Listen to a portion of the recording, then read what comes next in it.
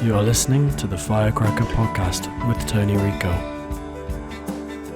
All right, well, welcome everybody. I usually say welcome sports fans, and if anyone can notice, I think we might be up to maybe 12 listeners now. I don't know. We kind of lost them because we had another studio in Huntington Beach, and it's been a little while since we've done a podcast. But Javelin, I want to welcome you as our first guest into the new Firecracker Softball Incorporated office, but also the Alliance Performance Center. So we've kind of have dual roles here in this new center. But I got the opportunity to meet you actually on the field a few weeks ago through Mike Stith with the Batbusters, and then you and I had a nice chat.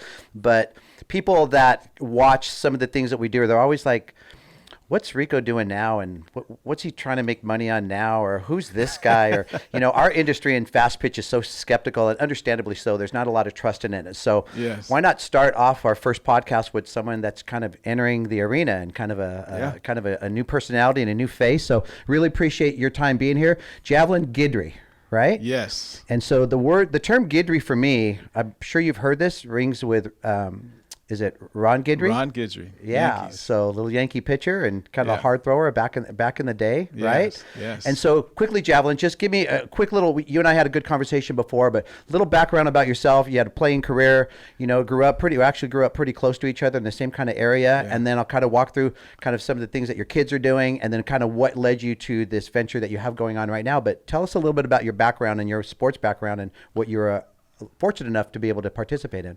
Yeah, so I grew up in Southern California here in Cerritos area.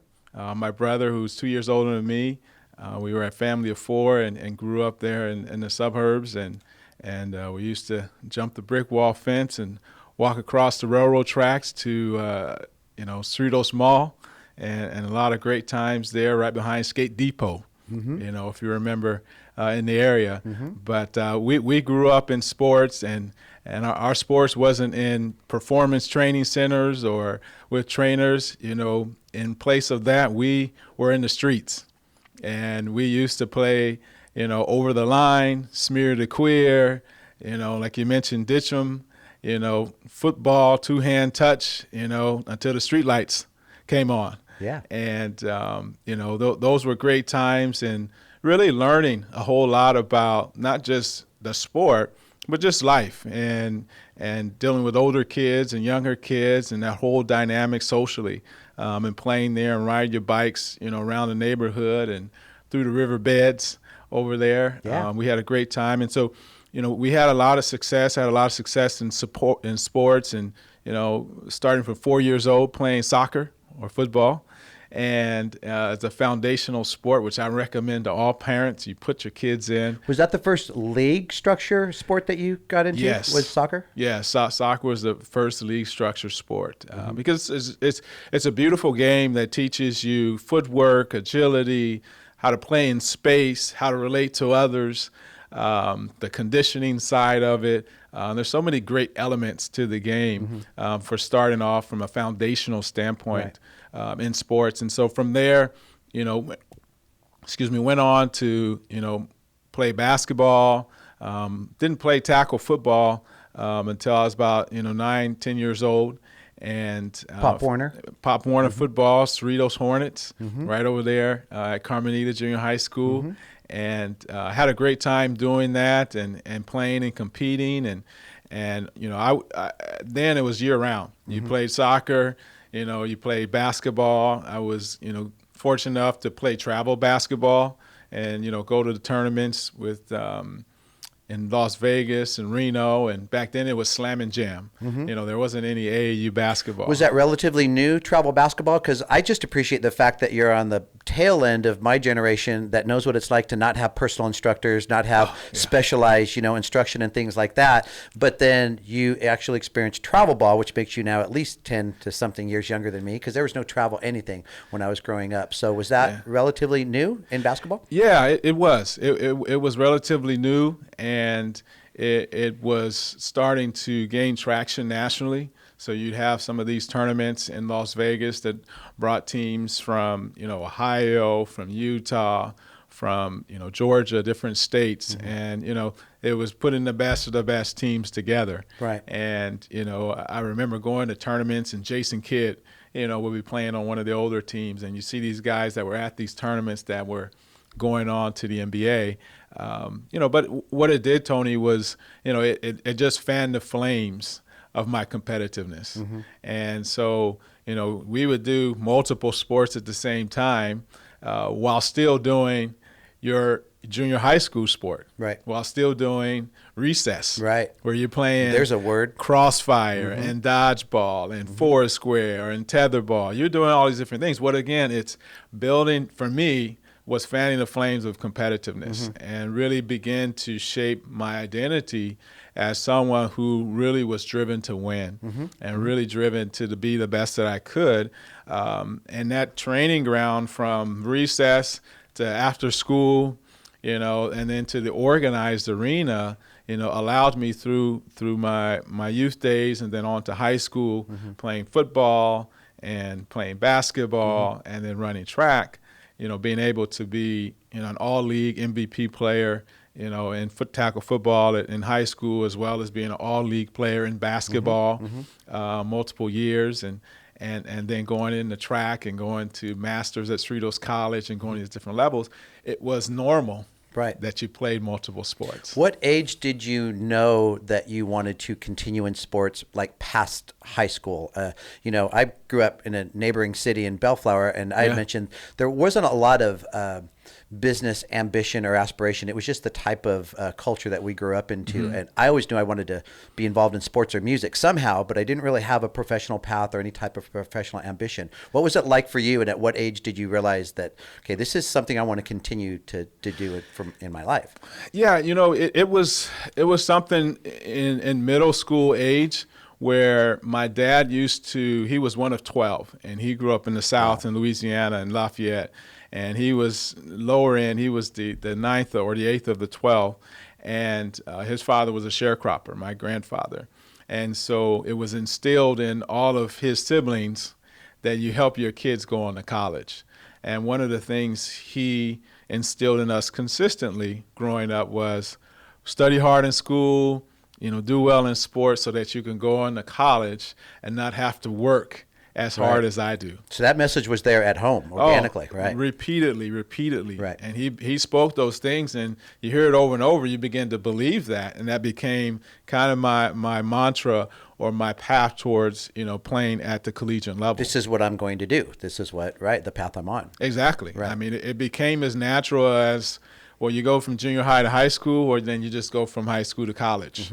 That was the natural path. And so, early on, I knew that it was something that I really wanted to do and had a lot of success and really worked hard at developing so that I can put myself in a position to have those opportunities. And being gifted athletically and being a multiple sport athlete, right? So then you settled into, after high school, you went in the direction of football, right? Yes. So how did that come to be, and what were your opportunities there? Pretty exciting stuff. Yeah, so, my senior year, well, actually my sophomore year, my brother had gotten a scholarship, and he was 2 years older than me, and he went to, decided on UCLA over Washington and SC and a few other schools. And I remember Terry Donahue, the coach of UCLA, said, "Hey, I'll be back for you in 2 years." So do you remember the home visit when they came to see your brother? So what was that like for you? You're probably, 16, 15? Yeah, so I was 15 at that time.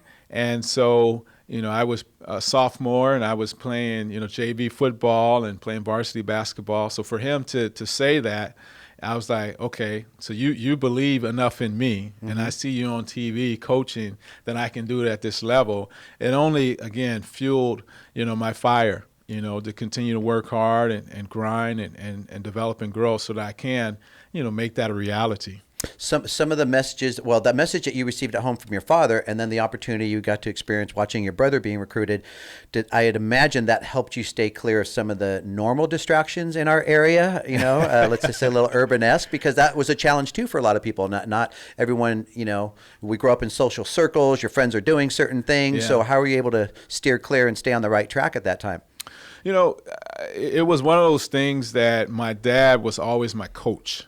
And he always had us in multiple sports, at the same time, in some seasons. So no idle time. No idle time. And when we did, run in the streets, it was riding bikes or building, dirt ramps, at vacant parks and doing constructive things of that nature. But also remember, he instilled go to college and get good grades.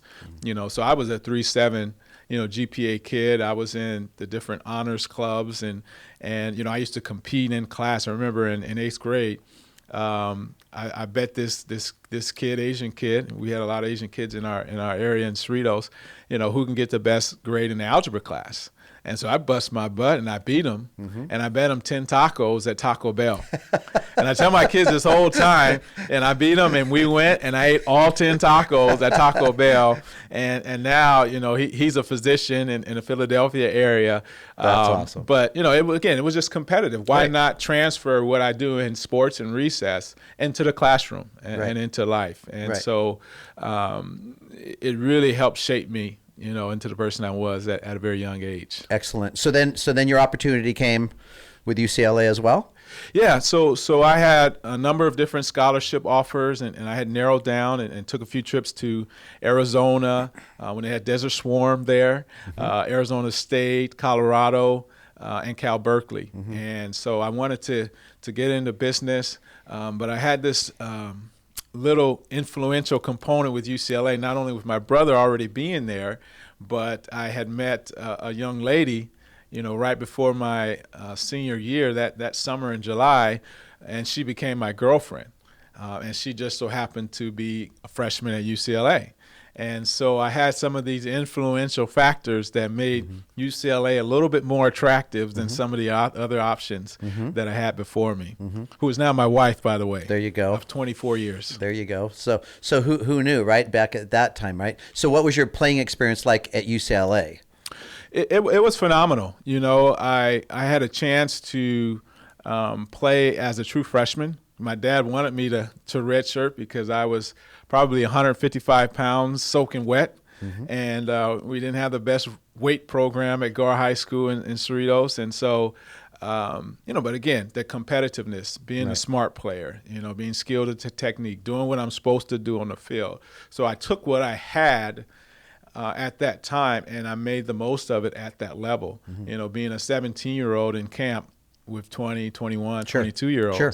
And so just playing there, the camaraderie of playing at that level with guys, playing in huge arenas. I remember playing Peyton Manning. We played 3 times in 4 years against each other. Wow. Going to the big house in Michigan and playing against Charles Woodson and Nebraska and all these things. It's just a phenomenal experience, and the camaraderie with those guys and training with them and so forth. Was amazing.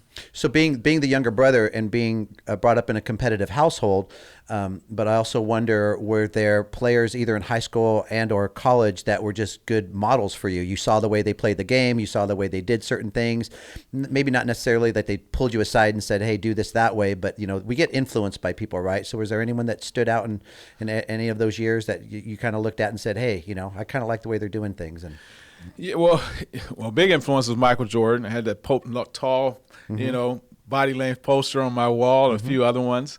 But yeah, my older brother was a big influence for me, and it was competitive because he was only 2 years older, but he was driven and he had a standard.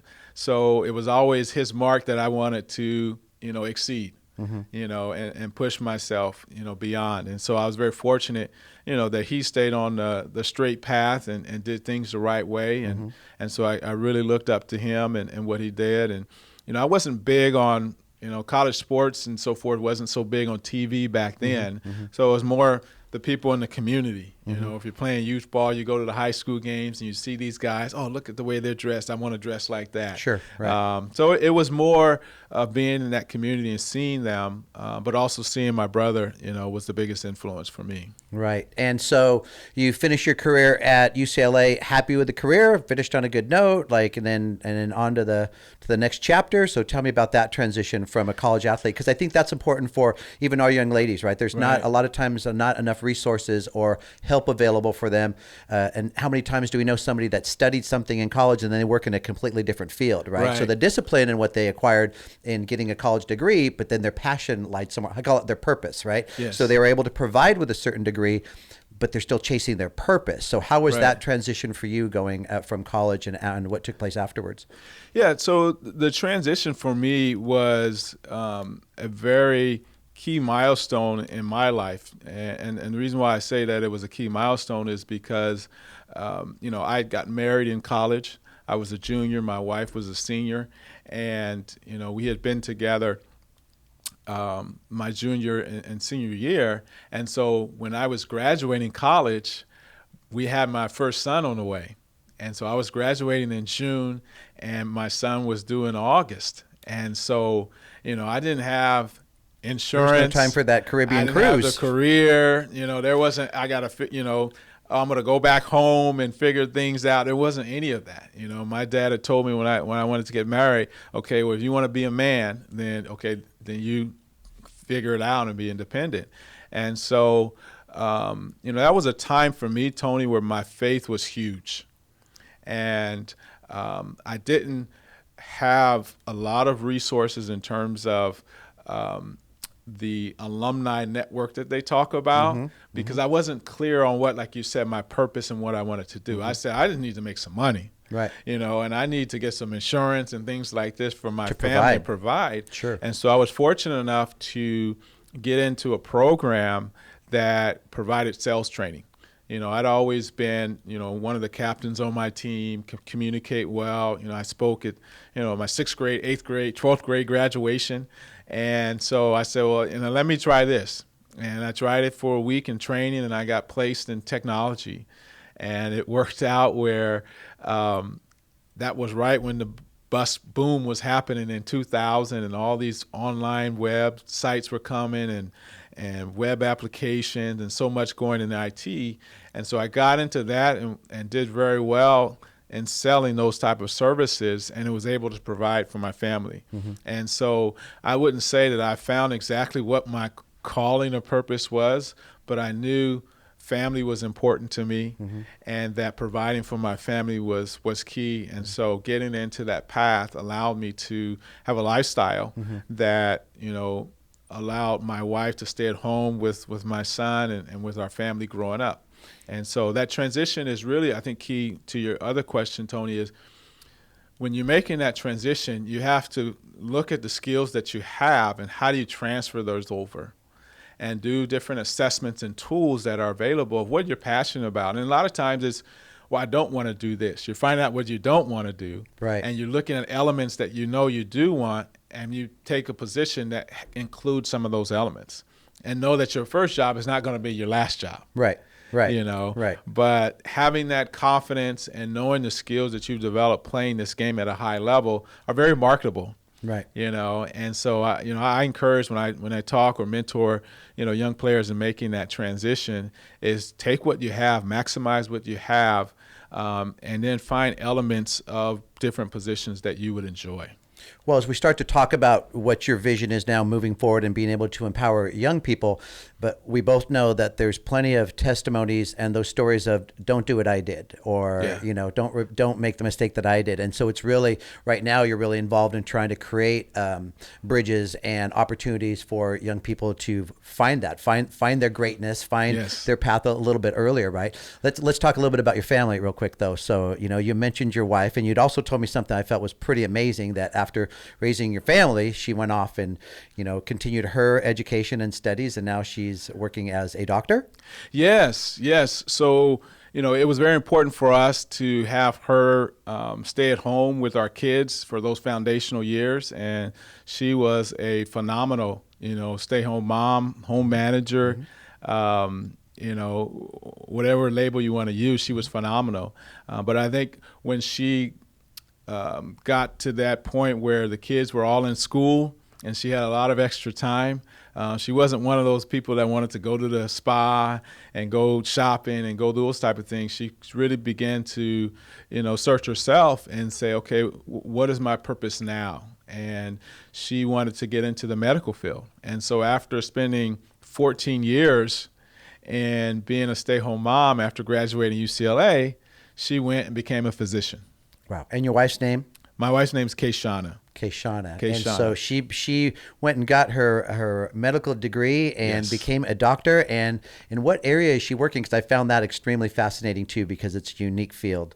Yeah, so she studied internal medicine. That was her specialty. And once she finished residency at Loma Linda, she went on into palliative and hospice care. Yeah. And wow. so she's dealing with individuals who are preparing for that transition of end of life, whether they have a terminally ill condition or they're just our elderly. And so she has a unique gift, Tony, to connect with people and to have empathy with people, but then also provide the medicine for the soul. Mm-hmm. And so the proverb that says, the spirit of a man will sustain him in sickness, she really speaks to the soul of not only the individuals, but the families as well. Right. And so, she has a unique gift, and she's impacting many lives and allowing a lot of people to transition with dignity and helping families along the way. I think that was a statement that stuck with me too, as you'd mentioned, and correct me if I'm stating it wrong, but that she wanted to give people the experience they deserve as they transition to that next place. And we have we try to talk about everything in our industry, that all aspects of life, and nobody escapes death. You might not have a lot of it when you're younger. You're gonna deal with it later. Some people deal with it earlier, right? But that part of life, and it's such an area that we don't want to dive into when we experience it, and you hope it doesn't happen. But then for that to be your profession, and then the importance of, if you're lucky enough to have someone that is empathetic and helps you, within the profession, because medicine doesn't have to be empathetic, right? It can be, I'd rather have a cardiologist that is right and not empathetic than an empathetic cardiologist that maybe misdiagnoses me or something, right? But what a special experience. So I would just say I just really appreciate that aspect of what she's doing, with her profession, and that's powerful. And that a lot of people think there's certain age and timelines that you have to get certain things done, but she was, again, she'd stayed home and raised your family first and then went out and did that. So very admirable as well. Yeah, it is. And the fruit from our tree, our three children, who are my oldest, Javelin. He is 22, and he is in his second year with the New York Jets football team as a defensive back. My other son, Elisha, he is a third-year junior at UCLA, playing football there as a safety. And then my baby girl, my princess, Kayla Grace, she is a sophomore at San Diego State, and she is pre-med. Wow. And, to have all kids that are thriving, and all kids that, are understanding with a passion, like my daughter finding her passion late and say, I want to be a pediatrician. Right. We didn't force it on her. It was something that she wanted to choose and do, and she's putting the work. And then my other son, Elisha, at UCLA, he was an advocate for the players' rights through this COVID, and working with We Are United to help college football and other athletes be protected, their rights and so forth. And he worked with, Governor Newsom and Senator Booker and all these other different politicians to help with their rights. And he's in economics, and he's going on to do an investment banking internship this summer up in Palo Alto with Bank of America. And then my oldest, he's always dreamt of playing at the next level. And I want to talk about that here in a second. But I think, again, I think every parent knows the challenges of parenting and how insecure and how inefficient that we can all feel it sometimes. And so anytime you get to that smaller percentage where you've got kids that not only look great on paper, I mean, that is great that you have three kids doing what they're doing. But I think this is an important part of your story to tell as well, too, because we have a lot of kids that achieve in school. Yes. And then next thing you know, they're providing. But then there's that they miss their purpose, right? Yes. And so they might have a good paying job from Notre Dame or from wherever, but then they come back and they're giving lessons. They finish their job working till 4:00 in the afternoon to pay for their condo or whatever it is that their house is in, but then they come back and they're teaching till 9:00 because softball or working with kids or sports is really their passion and their purpose, right? And so it sounds like your kids at a very young age are already starting to find their purpose, which I've always said that's the perfect trifecta right there. When you can achieve provide, but you're working within your purpose because it's a daily fulfillment, right? Right. You're not waiting for the weekends to do something that you love, right? Right. Absolutely. And finding that purpose, I mean, for our family, you know, I think the parenting and so forth that we put in has a big part to play of it, but also our faith. You know, it's something that I used to share with my kids when I did devotionals with them. I said, the greatest thing that I can do as a dad, the most impactful thing that I can do in raising you is that when it's time for you to leave this home, you have your own relationship with Christ. Because I know if you have that relationship, it will affect every other area of your life. And so I think that has a significant role to play in where they're at, right, and finding their purpose. Right. And I think, you know, what I trying to do with WP3 with these young people is to give them permission and speak into them and show them the greatness that's inside of them, and to be able to pursue that which ignites their passion. Right. You know, and then hopefully, you know, as this organization grows, my business grows, I can bring on some former firecrackers or some former batbusters who want to stay in the industry and impact these girls, right, in a way that's going to help them not only on the field and in the diamond or in the training center, but off the field. Mm-hmm. And so we have a lot of creative ways where we're doing that and visions that I have, but that's so important. Right. So that foundational strength that you get from faith, yes, because that can be found in different ways for people, yeah, but that is critical, yes, because without foundational faith, without that central kind of structure, it's kind of hard to hold your ground as a human, right? I mean, so that's something as we talk to parents, and because being a sports parent nowadays to a teenager, yes, is there's a lot of debris. There's a lot of emotional paths to take. Yes. And for me, just an opinion, there's a lot of pain. Yes. And there's a lot of people that are trying as hard as they can. And they have the stresses of providing for their kids. Sometimes they don't have the disposable income to provide, because even just travel, club sports, and any sports can be very, yes, challenging. And not everyone has the ability to understand how to offset costs. They don't have that type of background, that type of education. So you have, right, that stress. Now you combine that stress with the obsessive love, you know, how much we love our children, and then what we will do for our children. But oftentimes it's not the right thing to do, right? And so when we're always just trying to create conversations and present information to people that, you know, not to tell anybody what they need to do, but to offer things, and people could listen and go, hey, wait a minute, you know, he's a man like me or a parent like me.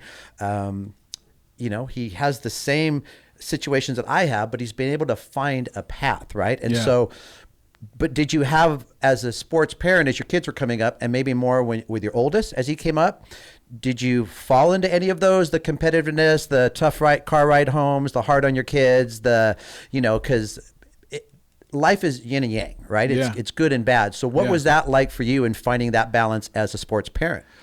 Wow. I mean, that's a great question, Tony. I would say as a sports parent, you got to remember, I'm a dad at 22. Full of fire and still a combat soldier. Oh, well, you know, remember, I just finished playing ball, so I still think I'm invincible. You know, the armor's still shining. Right. And to all of you dads that didn't play past high school, I know that we all still think we have the best golf swing, we have the best swing, we have still our jump shot looks pretty, right? I mean, there is that thing that you have as a man growing up, and right. There is, and being young, you know, I trained with my kids.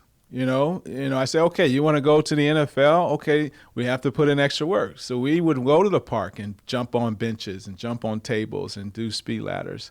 But what it did that I look back now is I was being so much of a coach to my kids through those years, and how especially my boys, and how they saw me, that I left the space of being a parent and a dad in a lot of moments. And that is one thing that I really encourage parents, especially dads, is that, you know, those ride homes where we want to coach them and we want to critique them, and I was there, you know, and my kids did it at a high level, and they looked for that from me because I had conditioned them in that way. And that's what led me to change a different direction, because it broke my heart that my sons weren't celebrating in that moment, and they weren't having the celebration and affirmations from their dad. Was that an aha moment that you had? Did your wife help you see that? Like, how did that start to materialize to you saw that you needed a better balance? You know, my wife, she is very direct, and she will nudge me. She will say, "That's enough, talk about this." So she did that over the years. And then, you know, I had read a book that really opened my eyes, Chop Wood, Carry Water, and it just gave me a different perspective. And so, you know, I made that pivot and made that ride home or after those games or that experiences, even now, to really celebrate them, affirm them, you know, tell them I love watching them play. And we can talk about, you know, critiquing or missed opportunities later, you know, but I want to make sure that they enjoy that moment and they have the love, the unconditional love, you know, of their dad and their parents, you know, in those moments. But it was a growth. You know, Sure. It took time and it took growth, and it took someone making me aware of a different way. Kind of going to a different room in your heart, because it's not so much a learned behavior that you're going to work and you have to present a certain persona that works in the profession, but it's not you per se. It's really just finding a different place in your heart that's there.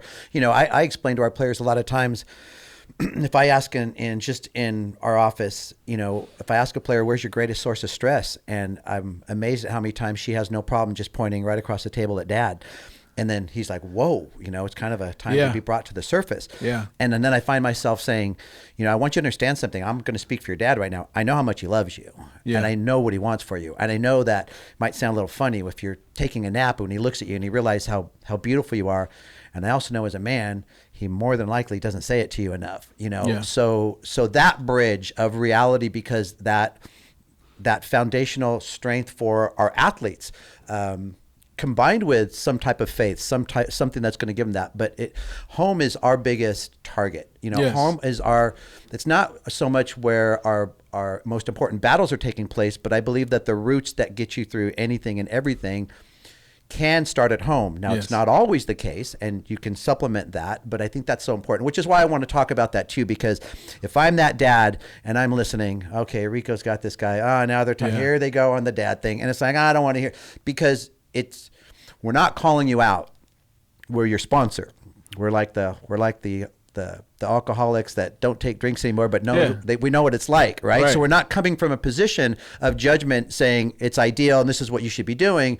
It's more like, brother, we've been there, right? Yeah. And that we have your back on it. And just think twice before you just react, and go to a different place in your heart, because all you have to do is find that, right? And then all of a sudden, the dialogue changes, the boundaries kind of change a little bit, and then you have more balance so that they are celebrating. Yes. And you got to see that happen with your kids. Yes. You know, you make a great point in that, you know, we've all been there, you know, especially as men, we've been there. And, you know, I didn't get a chance to coach my daughter, except, you know, when she, and again, she was 4 years old. So, you know, she was mine at 4 years old playing soccer with the Purple Princesses. Shout out to the Purple Princesses out there. Purple Princesses. There you go. But you know, so I coached in soccer for a couple years. But I noticed with girls, and when we play, you know, the rec sports, we just love them. We celebrate. We want to see them running around. We want to see them kicking the ball. A little different than Pop Warner at 7. Yeah, for boys. You know, it's more of, we just want to see them have fun and interact with kids in a positive way. And there's none of these stipulations that you're trying out, you know, for, you know, the scouts from UCLA, Arizona, and Oklahoma watching you at 7 or 8 years old. Right. There's none of those pressures that we put, you know, on our kids. For softball, we waited till they were 12 for a while, but now we've got things a little more back in the pocket, right? But again, it's another reason why we're talking about this. Was the experience, was there a clear difference for the athletic experience for your daughter versus your two boys, or did you even notice that or did you see them all kind of collectively as just athletes and realizing more later on down the road, like the need right now for creating and protecting the emotional wellness of our female athletes? Yeah, you know, it was a difference, and you said something to me that, you know, that really resonated, that I experienced with my, you know, two sets of, you know, my boys and my daughters. You said that, you know, boys, you know, play good to feel good, right? And girls have to feel good to play good. Right. And I reflected on that, and I think about that, and just my interactions with my daughter, that makes such a difference, emotionally for them, is that when they feel good, when they feel affirmed, and when they feel supported, when they feel protected, when they feel the freedom that no matter what happens, they're not going to be scrutinized if they fail. Right. But you encourage them to take risk. Right. It's okay to fail because of the potential that you are tapping into when you reach for something that is beyond what you think you can do. Right. And so I just learned early on that, for girls, it was a different way Right. to train and coach and encourage them than it was with my sons. Right. But even for the boys, emotional well-being and working with them, was important because, like you said, there has to be a balance. Sure. We don't want them to become robots or become hard where they can't connect with how they're feeling Right. in those moments, because that was a difficult time for me personally. In the 9th grade, I had a friend my best friend who got killed, and he was over some girl in a parking lot, in a big circle. And, I was away at a travel basketball tournament, and it happened, and it rocked my world. Right. And emotionally, it just changed me. I was going to give up football. One of my coaches had to talk me away from Right. getting back into football because we had dreamed of playing college football together. Right. And so emotionally, what it did, though, is it actually put scar tissue up. Right. Right. And it didn't allow it to really heal because I wasn't emotionally able to talk about it and talk through it. Right. That affected me, all the way up into my adult life. Interesting. And that's some of the things that we don't realize is that, we can perpetuate cycles of emotional wounds or wounds that we have from our childhood and then pass those on to our kids. And that's where you said, when we come alongside someone and say, hey, we've been there, here's a different way, and this is why, it can help unlock or unleash some things that will allow them to not just better parent, but the intention is behind how can we help our child be Right. the best version of themselves. Right. Well, you think about the ambition and drive that takes place in the classroom, takes place on the athletic field. And so I want the biggest, strongest men to understand that love and caring and implementing that and that feeling, that those are not non-masculine words. Those are very powerful words. Yes. That you can, and I have not found a better word than beautiful to make sure that it's implemented in the mindset or the being of a young woman. And it's not so much beautiful that the physical attractiveness, it's your being, it's your happiness. Yes. That's something we say in the Firecrackers. When I want the girls to always answer when I say, what's the most attractive thing in the whole world? Happiness. The most beautiful thing, because it doesn't, it can transcend your age. It can transcend what your physical looks are, because everyone's attracted or wants to be around something that's good. And if we're going to change behavior or swing people over to inspire them, Yes. and for people to feel cared about, and even subconsciously feeling loved, right? So not Yes. every guy wants to hear "I love you, brother," Yeah. But it's something that creates a comfort level. Then you're okay getting out of your comfort zone or that MO that's protected you, because we're all products of our environment, and then we've all developed emotional responses that protect us, right or wrong. Right. Overly aggressive, passive, don't try, you're just going to fail, or try it as hard as you can and let it burn up. Right. But I think those are important things for people to hear as well, because we're in an age right now where the need for understanding how to be a professional sports parent, and I don't mean because your kids are monetizing in the professional sports world, Right. but they're professional minded. Yes. They are going to play something that requires them to have a different mindset. Yes. It requires them to understand that you're in a certain arena. So, to go to your wife's profession, when you're at the hospital, when you're working. Still an empath, still care about people, but your MO, your behavior, everything kind of goes over here.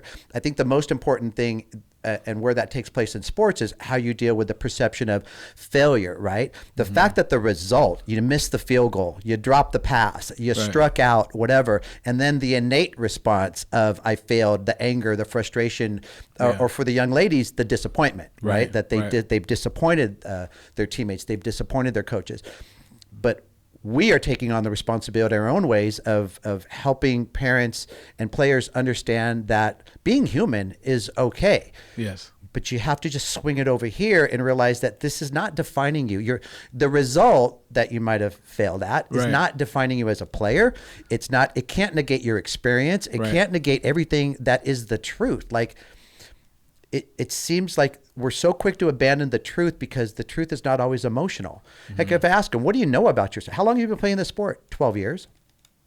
So that's past a PhD experience right there. So do you realize that? Do you own it? And all they know is that they haven't had a hit in the last 3 months or 3 weeks or whatever. And it feels like a doctor that hasn't saved anybody's life. And, and so there's that natural response that I'm proud to be working with people in this space, again, just to provide opportunities for athletes and parents and even coaches in our industry, because they're the triangle, right? Yes. It's parents, coaches, and athletes that make up our triangle of our experience and our culture. Yes. And to be able to provide that. So as we start to talk about WP3, right, and how that came to be and what that vision is. So when did that start to come into fruition and kind of where it is now and what you hope to do with it? Right. Okay.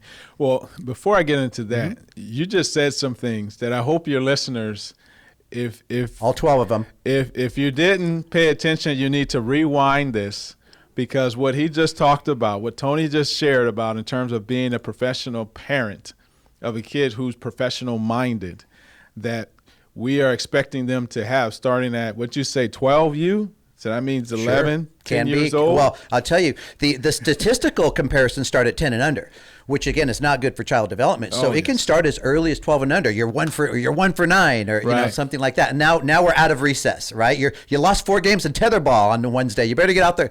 Yeah. We've completely changed their experience. Yeah. You got to catch what he just said in terms of being that professional parent and your role through this journey that your child is embarking on is so vital. And it can't be seen as short-term just to get that scholarship. You have to see your role from a lifetime of what foundation, what values, what principles, what you unlock in them through that journey as a parent. And it's so important because they don't need another coach. They don't need another statistician. They need someone that's going to say, I'm going to love you, as Kobe Bryant's dad said, whether you score 60 or you score 0 points. I'm going to love you the same. Right. Now, Kobe chose 60 instead of having another season where he scored 0. But the point of that is my dad has created a safe space that he loves me regardless. And when do they need it most? When the result wasn't there. Absolutely. Right? When they didn't play well, when they're not recruited yet, when all of their teammates are going to school and they're an unsigned senior, when they need it the most is when they're most vulnerable. And that's the hardest time to give it as a human, right? Well, yeah, it is, because in writing my book and looking at a child psychologist, and dealing with kids and child development, and meeting with parents and kids, a parent's greatest desire, he said, is for their kid to be successful. So there's an altruistic core behind what they're doing. But then their greatest fear is that they won't be successful. Right. And is that they might fail. Right. And so balancing that, there's no manual, like you said, in terms of how to be a parent. But we all are called to, just like we expect our children to grow. Mm-hmm. And to have a growth mindset. And so there is space for us as parents, as human beings who are responsible for these young lives to grow as well. And so that is really what WP3 is originated out of, is really my growth journey as a parent who, as a player, as a coach, and as a parent, that I wanted to give what started off as a book, as I call it, my Warrior Parent Playbook, to give a mindset and some different ways to approach sports in order to get the most out of it, to empower our kids to be their greatest self, to shine their light, to express their happiness without comparison, without covering it up, without having to hide it and be who they are. And so, when I started this book back in December of 2019, it was more of my kids had just all went off to college, an empty nest, and my wife said, go on and do it. So I started writing it. And I just left my corporate IT job of 19 years a couple months prior to that. And so, I was venturing off and really finding myself and my way in terms of my next calling. And so, from this book and writing these chapters and putting, all these different life skills in there, I went on to create a program around it. I said, wow, this can be done in a team environment. Things are done better in team rather than in isolation. And so I created this program with, leadership and character and discipline and confidence, all these different, principles that are in sports, these different life skills that are in sports that these kids can do together as a team and focus on them 1 week at a time and explore from a self-awareness standpoint how they are utilizing these skills, own it on the sports training platform, and then help them transfer that into their personal lives. To realize that, and the I'll call it your mission statement is that it's empowering young people to find their greatness, right? To find their greatness. And the book came first. Yes, the book came first. So WP is Warrior Parent, and the 3 is. Well, 3 was my number in high school and college. There you go. It was actually the number of my best friend who died, Passed who away. got killed, and so I took his number. And so that lives on. That lives on. That's a scar that I wear very proudly. And so, plus we had 3 kids. Right. We're the warrior parents of 3 kids. And so that was what was behind the book. And it was also, for me, Tony, very therapeutic because it was getting out a lot of what was inside of me and also my journey and my growth as a person, as a parent. As a coach, as a former player, with those mindsets and wrestling with those. And so, we go through various chapters of, encouraging parents to focus on the person over the athlete. We talk about, the warrior parent mentality because we live in a culture, we see it, you turn on the news, we live in a culture that is built for a warrior. There's conflict. Our coach, Don, he's our 82-year-old patriarch of our organization. Yes. And every year we sit the kids down and holidays like Memorial Day, Veterans Day, different things like that. But Coach Don, a very experienced man, but points out to our kids that there's been no point in recorded history where the world has been without war. Yeah. Like somewhere in the world. So he tells them it's what we do. It's what all species do. Now, again, it's not the idealistic talk of the way people should be and what should be happening, but we need to realize that we are a species that is born to be in conflict. And so part of that for me is also not so much embracing it, but not being so scared of it and then acting like it's not supposed to be there because now you don't know what to do, right? When conflict hits you. Conflict resolution is a very powerful area to be effective in if you can understand it and then help people manage it because it's what divides so many people, right? Social media in general, we tell our coaches, look, you have the freedom to say what you want, but with that freedom comes the consequence, and there's no quicker way to divide your team, your family, your friends, or anything else right now than to put certain opinions about certain things in the world. But it's also the blessing we have with freedom of speech in the internet world that we have right now. Absolutely. So pretty interesting. Looking at the different chapters that you have, the fletchings, feathers, and the finer points of leadership. Fletchings and feathers. Yes, in studying, the arrows, you have the arrowhead, the spear part. That's usually made of a very hard substance. They shape a rock or they shape metal. Those are the things that are going to pierce through the barriers, the obstacle, whatever the target may be. And so what I equated those to be is work ethic, how hard you work, because we know that can have the cream rise to the top. The other component is confidence. We know what confidence can do, especially in sports. We can see it even at the professional level. When someone loses their confidence, then they're a whole different player. Right. They're a whole different person. Right. And then the other component of the arrowhead is growth mindset.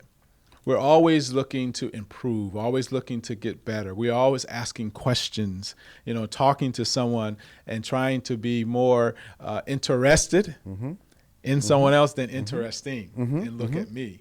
And so that's what makes the arrowhead there. And then there's the long shaft, which is the spine, which is the character. I put character there because that's who we are. Right. You don't have character, you're not going to go far. You're not going to fly very far in life. Right. And then the fletchings of the feathers, those are the finer, different type of feathers that help take the trajectory of where you're going. Sure. It balances you aerodynamically throughout your, for the arrow and its destination on its journey.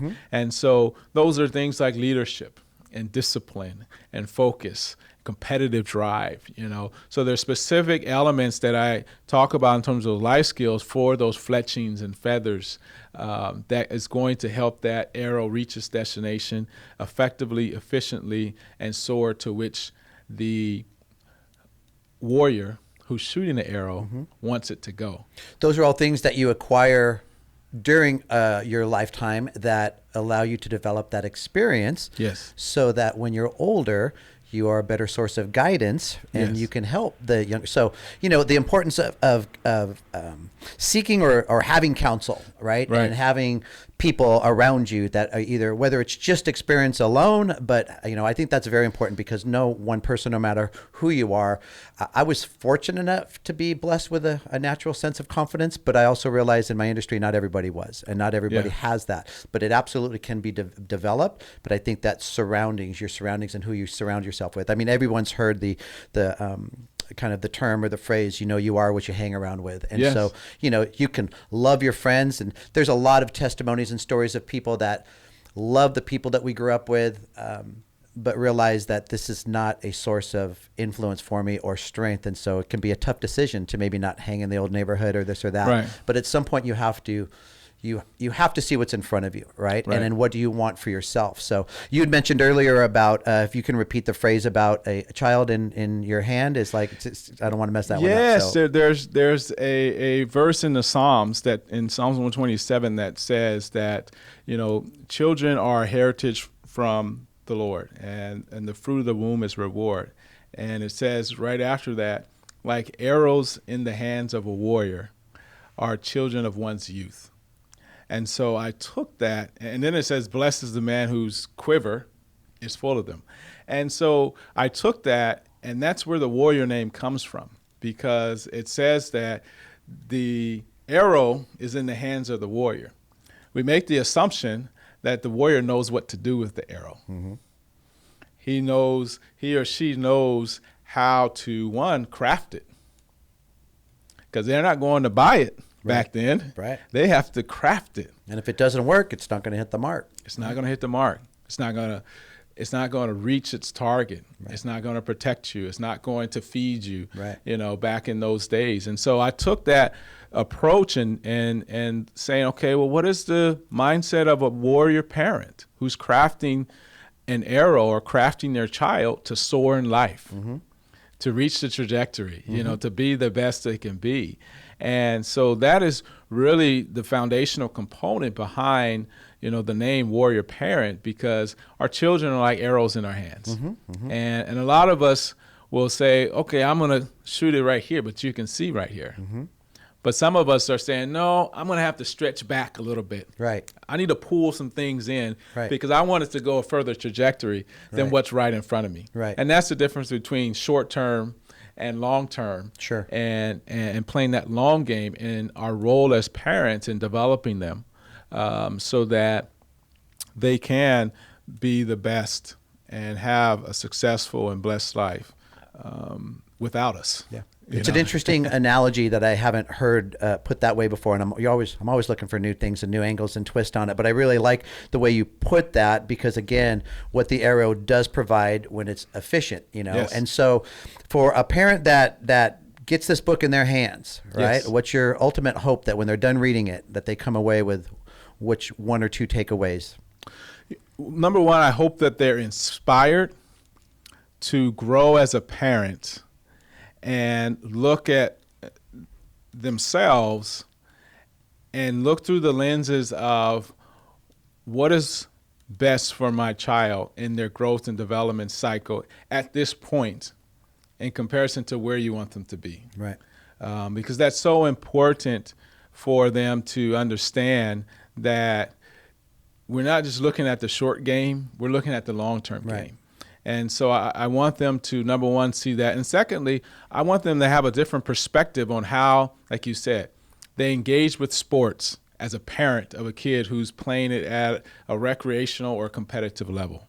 And just look at from a different perspective of how can I use the life lessons and the principles from sports to help them personally at home, at social settings, in school, wherever they may go, to help them transfer the life skills that they get from sports into their personal lives, even at a young age. Sure. And we've seen that in our program with the teams. Mike Stith and the Batbusters 18U team was on the program, and another 18U team with USA Athletics and the SoCal Storm with Coach Perez was there. And just reading the players' feedback, really inspired me and was overwhelming to hear that at teenage level, they're looking at how do I apply this in my everyday life. Right. Well, even in the testimonies, you can hear them. It's not uncommon information. They've been aware of it, but it's almost like they're connecting the dots. You can hear it in their testimonies, right? So you can hear it that they're actually connecting the dots. And so before we transition in the last part of this conversation to the WP3 program and what you hope to do with teams and team building and things like that, I want our parents to understand, because we target our players, we target our parents because they need resources, they need that help. And I use the kind of the reference of like the belt system in martial arts, right? So you can walk into any martial arts studio, have all the intentions in the world, all the ambitions, all the confidence, but if you don't learn, you're always going to be a white belt, and the white belt is a white belt. But imagine as a parent getting a brown belt, getting a black belt as a professional parent. There's a certain standard now that you hold yourself to, that you don't go back. It doesn't mean that you don't make mistakes. Doesn't mean that you're not going to have human moments, but you understand a training that you have. And so this empowerment education that you're giving them is hopefully being able to provide realizations like that for adults, because it's, again, we don't ever fool ourselves that we're going to be perfect, because I don't think we can perfect our approach. I always say that to our Stanford bound kids. They want to perfect everything on their terms. I said, you're never going to perfect this game your way. You're still going to strike out. That's the game. But you absolutely can perfect your approach. And so as a parent, you can perfect, your approach towards your kids, understanding there's going to be some parameters still good and bad. There's going to be the yin and yang of the sport, but you can better navigate the path of your kids, because like I said, and then hearing your original story about where you came from, what you've been able to do for your own kids, because look, you could have had this degree from school, right?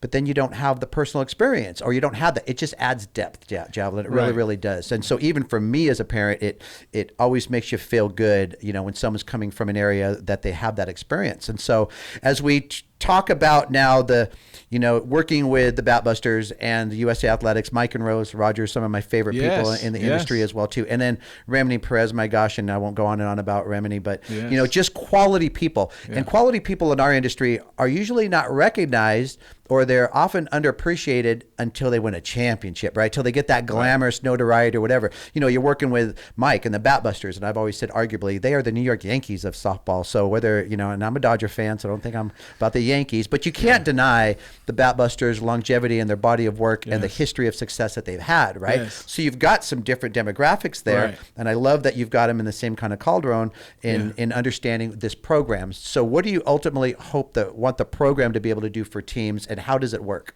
Yes. So what we ultimately want to, well, let me tell you how it works, and then we'll tell you what we ultimately want to get the kids and the parents and the teams to experience. What we do within the program is we have, different life skills that we've identified in sports, and we create on our mobile application. Everything in our program is mobile based, because that's what connects with this generation. And so within our program, we focus on one life skill 1 week at a time. And we look at, work ethic 1 week at a time. And coaches, their responsibility is to help their kids see, what does work ethic look like? Define it, describe it, show us what it looks like. So we have a standard that they're reaching towards. Again, the whole arrow, what's our target? And so we help them to define, and not just physical, it's the mental side of it. Whatever that life skill may be, but how does it operate within your realm of sports or in training, and what that looks like. And so then from there, they take that, and then they do what we call a play sheet, where they take 7 to 10 minutes and sit with their parents. And we ask them to share how they utilize that life skill from sports with their parents.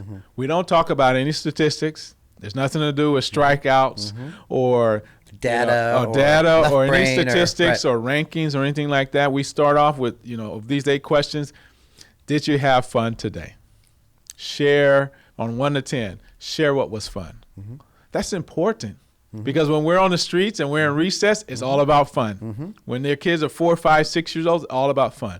But when we get into this professional mindset, this scholarship journey, we can sometimes overshadow and cloud that fun. And I see the fun as like the sun, the shining, that illuminates. And sometimes too many clouds cover it up with stats and rankings and comparisons. And so we go through this question and we ask them, well, when did you utilize leadership today?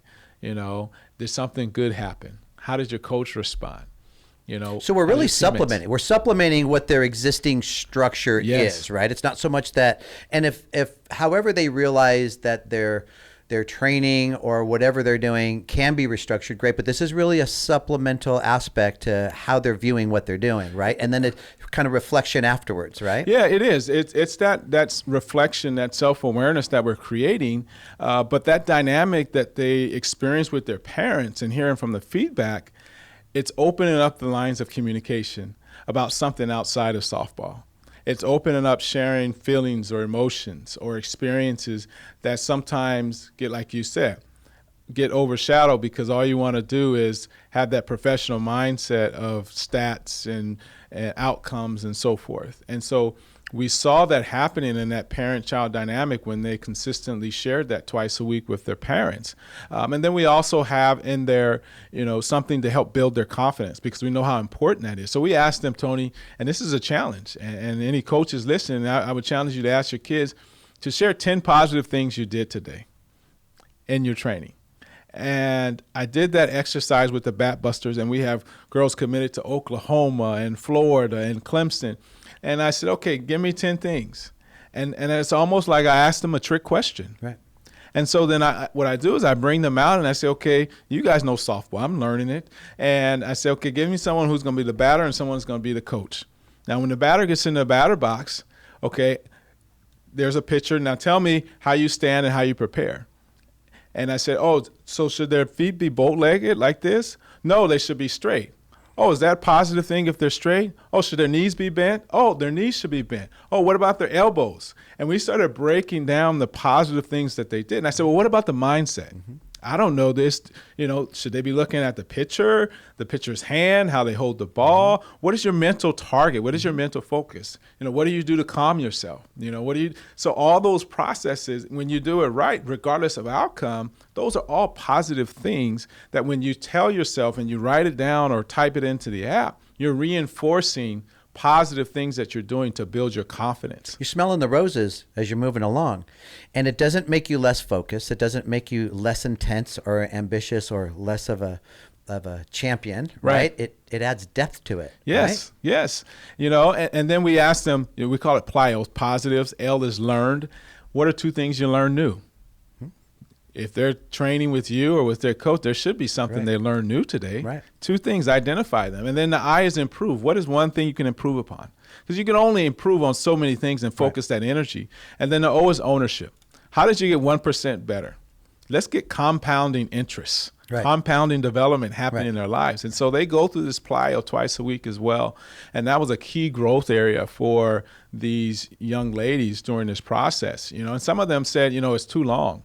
What that tells me is they're having a challenge with it. Sure. But we want them to be in an uncomfortable place. Sure. Because if you can't identify the positives, then you might be doing some different things wrong. Sure.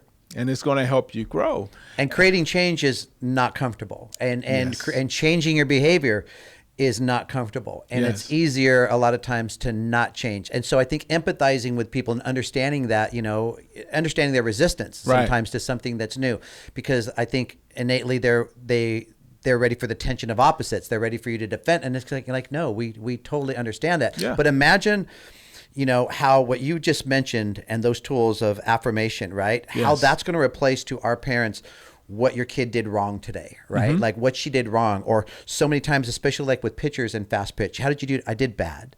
Like I did bad today. Yeah. You've been playing 10 years, and it just hurts just thinking about it. That's the ultimate takeaway. So the great news here, Javelin, is that we're providing useful tools that can change the conversation with their daughter. Yes. And it doesn't mean, I would imagine that you've experienced this, or if this comes in conversation, it doesn't mean get the book and your daughter's going to be like, all right, mom and dad, let's sit down and let's talk affirmation.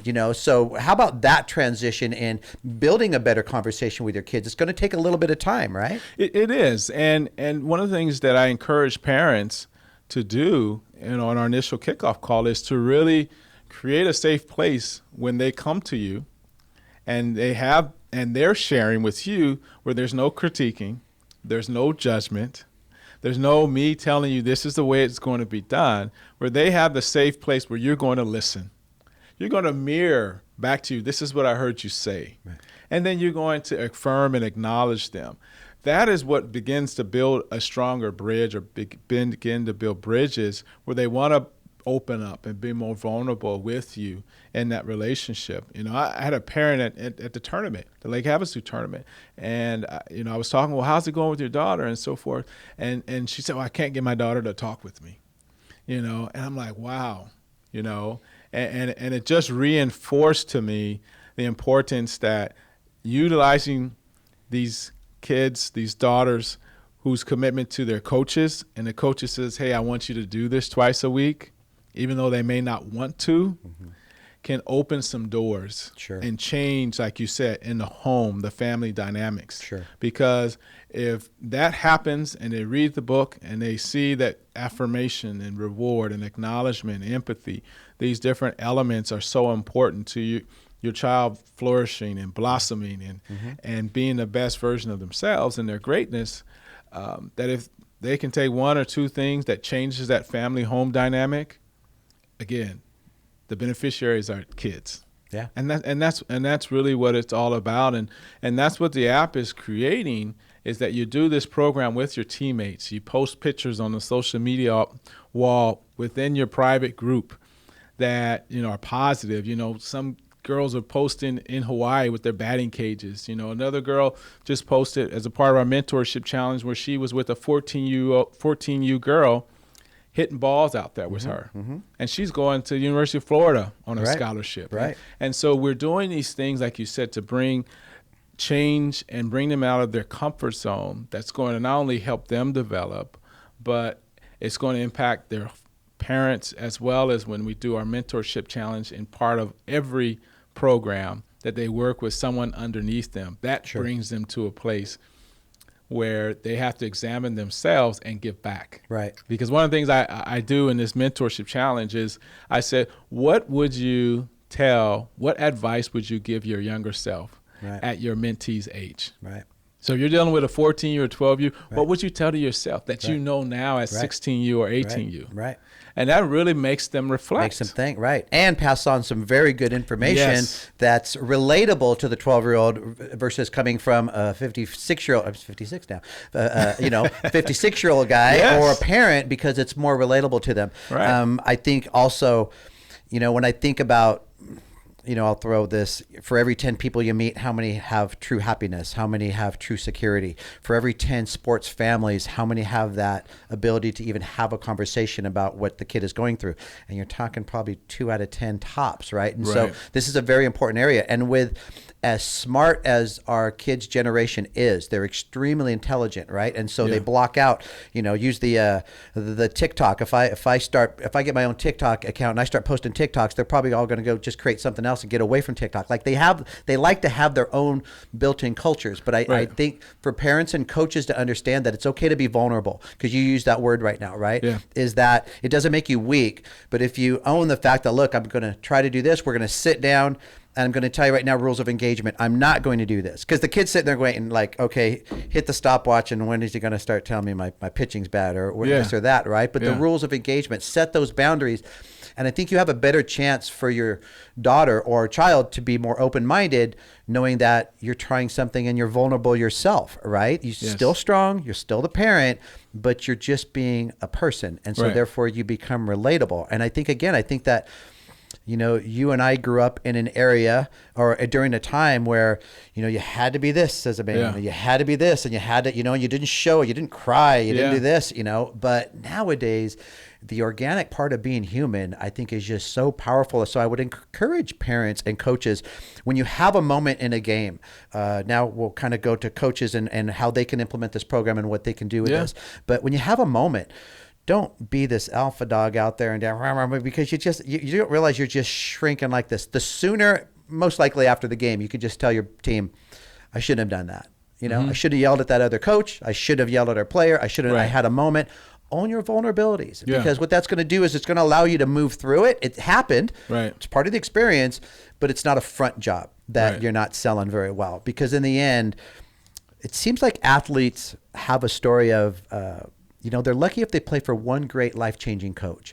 And so for the most part, you're going to be coached by people, and you're going to be coached by people that have different strengths and different weaknesses that all go into your collaborative experience as an athlete. But you're probably going to play for one coach that was a little more balanced or provided something a little more lifelong for you, right? But I think there's something to take away for everyone. So to all of those volunteer coaches now, all of these men and women that step forward because their daughter needed a coach. That's so often the case in softball, right? How'd you get into coaching? Well, my daughter needed a coach. And then I fell in love with it. And then she has to go play in another team because it's not good for me to be coaching her, but I still love coaching. And now she's in college, and now I'm still coaching. So the addiction bug that bites people in coaching, we understand it as coaches. Once you get bit by the bug, I mean, if you would have told me I was going to be a softball man at this age when I was 24, Javelin, I would have said, get out of here. I don't be a softball guy. And I would live my life 5 times over doing the same thing, but hopefully more efficient each time. And so, you know, what's the hope that we can give coaches, and how can they start to implement something like this into their programs? What do they do? Where do they go? How do they take a look at this? Is it WP3.com? Like, how do they start to educate and empower themselves a little bit with more information? So, you know, they can reach out to me. Our website is WP3 Sports. WP3sports.com. And we have information there. And, you know, my email address is javelin@WP3sports.com. You can look up Javelin in a dictionary or at the Olympics, how to spell it. But for coaches, this is an opportunity to tap into holistic character development with your young players, you know, from 12U to 18U. And, you know, the time commitment, I know that's always the question. For coaches, is very minimal. You know, you can do more, but the minimal side is helping your young players understand each week what that life skill looks like. And we provide tips on how to integrate it weekly. We provide 3 tips on how to integrate it into your training, just a suggestion, so you're not starting from ground zero. But other than that, we facilitate everything else through the mobile application. We do notifications, we do text messages. The players have everything and access to meet with their parents. So we facilitate all that within the application. And the application is all with like-minded athletes. It's everyone who's making that commitment to say, I want to be better. I want to be a better version of myself, that I want to live in my personal greatness. And that's full of happiness. That's full of joy. That's my uniqueness. And it's okay.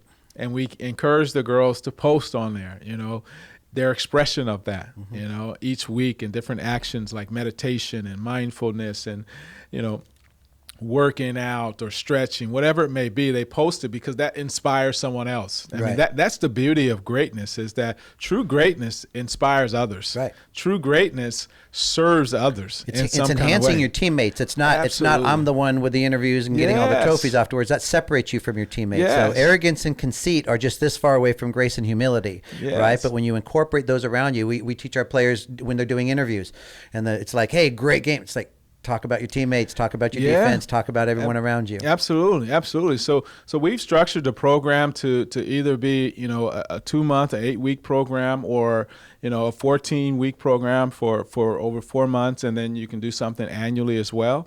And we are tackling, and taking from our beautiful game of sports some of these great principles that your kids can apply.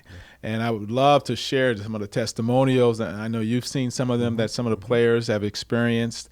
And again, it's just what I believe should be the new normal for sports. And it's something that addresses mental issues and health that these kids are dealing with, the social depravity of what they experienced with, the pandemic and virtual learning. It addresses the parental engagement component twice a week. They're engaging with their parents. So now you have your parents involved in a constructive way and a structured way. And so, we have content that's available to help them with quotes from different athletes or inspirational or motivational topics, information on, parenting, information on, well, what is mindfulness? What is meditation? What are the benefits? Why do I do it? How do I do it? So we give them resources and tools, again, knowledge that they can tap into as they continue to grow on their journey through life. And so we're here to serve the kids. We're committed to softball. This is our first sport. I've learned a whole lot. Yeah. I know Coach Kelly. It's a crazy world. At UCLA, she and I went to the same high school, and we're at UCLA together. And so I've learned a lot now. I went to my first, travel ball game a couple months ago, and also, I'm still trying to get to a high school game. I haven't been to one of those yet. But, I'm enjoying it. And we're going to expand the soccer and football and other sports as well. But because people are people, Javelin, and sports are sports, sure. Yeah. Can our 15 listeners, and I'm going to say I really like this conversation, so we're going to go up 3, I hope, can they also get information go directly to the app, or is the app more appropriate for someone already involved in the program? Yeah, great question. So you can download the app in the Apple Store or in the Google Play if you have an Android, and get the WP3 app. And there's a general part where you can see different things are posted, but you won't have access to the groups. So again, the groups are private for each team. So the Bat Busters, they have their own private group with their own wall, and everything they do is there. The same way USA and the Storm, and hopefully the Firecrackers will this summer. Each group is private, and we see who's on it, and parents or kids and coaches. So you can download that and just get a glimpse of that. I'm also, have the book, Warrior Parent Playbook, is on Amazon.com, where you can get it there. If you're a little skeptical, I can send you a few free chapters to read as well on leadership and person over athlete. But we're at this stage, Tony, as a business where we're trying to expose the sports community to what we're doing and offer something that's going to benefit our kids. Right. And that's what it's about at the end of the day. And whether it's, like you said, 1 or 12 or 15 people that we impact, then, I can hear, well done, good job. We made the world a better place. We made it better. That's it, no matter how small. Javelin, I really appreciate your time too. I mean, we can go on and on. This isn't those Joe Rogan podcasts we go for 3 hours at a time, even though we really could. But like I said, there's the book, and I would just encourage parents and coaches especially to do your homework, do your research. Even right now we use the word being skeptical, right? Because we're not afraid of those words. So I would be skeptical for you. Okay, here we go. All right, what's this? So look into it, right? If it doesn't resonate, a lot of times when something is right, whether it's your intuition, somewhere it's going to resonate with something that just kind of clicks. I encourage everyone, whether it's whatever your financial resources are, don't be afraid, but your time resource, invest in yourselves. Invest because our kids need it. Yes. We're all starting things from ground level up. I mean, this Yeah. is relatively new for you. Firecracker started from ground level up. So it's not like, we're all learning this stuff together. But like I had mentioned before too, it's the collaboration of working with people in the personal experience like this, but also the people that we'll never meet. You know, the people that somehow we can affect, but also don't realize how they're affecting us with just their testimonies. I mean, if it didn't need better balance, we wouldn't be here, right? And so you also used another term, serve, and this is a different type of public service that I never realized could be so rewarding. And some people are fortunate enough to have certain experiences on the playing field, very rewarding, but making people happy, Javelin, right? And kind of spreading love and stuff like that. I think Bob Marley said, my religion is love. And, it's one of the common denominators between all faith and different philosophies, because we're so easy to divide nowadays, but there's certain things that just continue to persevere. And definitely that L word is one of them. So I really, really appreciate your time, man. We're definitely going to stay on track with you, and we're going to get involved with the Firecrackers too. We all need supplements to what we're doing. A lot of us are wearing a lot of multiple hats right now. So appreciate what you've done of service to young athletes. Wish the best to all of your kids and what they're doing, and hope to meet your wife someday, because my gosh, and I just kind of like to see how she kind of keeps you in line, or how that kind of works and that component. But again, just really appreciate your time, and then hope to get you back in the studio with maybe in another year or so, and kind of follow up and see how the WP3 Sports program is holding up and how it's flourishing. Sound good? Absolutely. All right, Javelin, thanks a lot, man. You take care, and we'll talk to you again soon, okay? Thank you, Tony. All right, thank you.